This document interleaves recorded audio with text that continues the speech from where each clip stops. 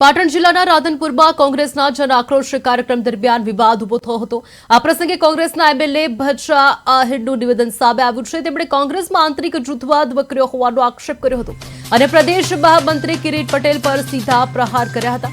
ભચા આહિરે જણાવ્યું કે રાધનપુરમાં કોઈ અશિસ્ત વર્તન કરવામાં આવ્યું નહોતું, અમે માત્ર શાલીનતાથી ટકોર કરી હતી।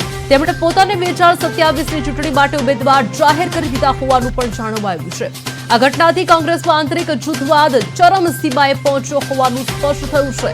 એમએલએ ભચા આહિર દ્વારા મહામંત્રી કિરીટ પટેલ પર કરવામાં આવેલા પ્રહારોને કારણે રાજકીય ચર્ચા કરવાઈ છે। રાધનપુરનો જે બનાવ બન્યો જન આક્રોશ યાત્રા વખતે જે પાટણના ધારાસભ્યને ચાલુ સભામાં રોકવામાં આવ્યા એવી જે વાત કરવામાં આવે છે, તો એમણે અત્યારથી જ 2027ના ઉમેદવાર એમની સત્તા ન હોવા છતાં જાહેર કરી દીધા હતા। એટલે આપણે એક સામાન્ય શાલીનતા અને શાલીન ભાષામાં ટકોર કરી હતી કે અત્યારથી ઉમેદવાર તમે જાહેર કરશો તો બીજા સમાજમાં એની નેગેટિવ અસર પડશે અને એની અસર જિલ્લા તાલુકા પંચાયતની ચૂંટણી પડશે। એમાં કંઈ બહુ મોટું આપણે અશિસ્ત કરી નહોતું નાખ્યું, પણ તેમ છતાં જો પાર્ટીને લાગતો એક ભાઈ અશિસ્ત છે તો જે કંઈ પાર્ટી નિર્ણય લેશે, હાઈકમાન્ડ નિર્ણય લેશે એ સ્વીકારવા માટે તૈયાર છે। હું પાર્ટીને જરૂર વિનંતી કરીશ, પાર્ટીના મોવડી મંડળને પણ વિનંતી કરીશ કે મેં જે જાહેર સભામાં એક ટકોર કરી એ જો અશિસ્ત હોય તો પાટણ કોંગ્રેસ કાર્યાલયને તાળા મારવા, પાટણ કોંગ્રેસ કાર્યાલયના કાચ ફોડી નાખશો, ધમકી આપવી, એસસી સમાજના પ્રમુખને, એસસી સેલના પ્રમુખને પાટણ આવશો તો જૂતાનો હાર પહેરાવશું, માર મારશું, આવું બધું કેવું પણ અશિસ્ત જ હોઈ શકે ને।